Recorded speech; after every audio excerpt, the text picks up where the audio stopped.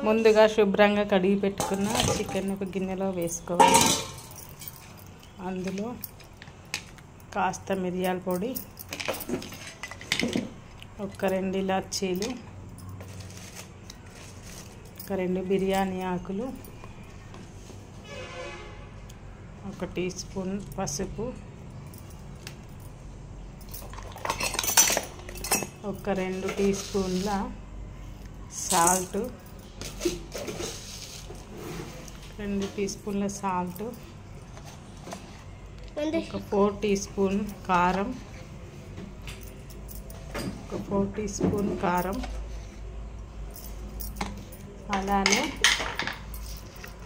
ఒక tea spoon అల్లం వెల్లుల్లి పేస్ట్. ఇవన్నీ వేసుకొని ఇదంతా మిక్సింగ్ చేసుకోవాలి.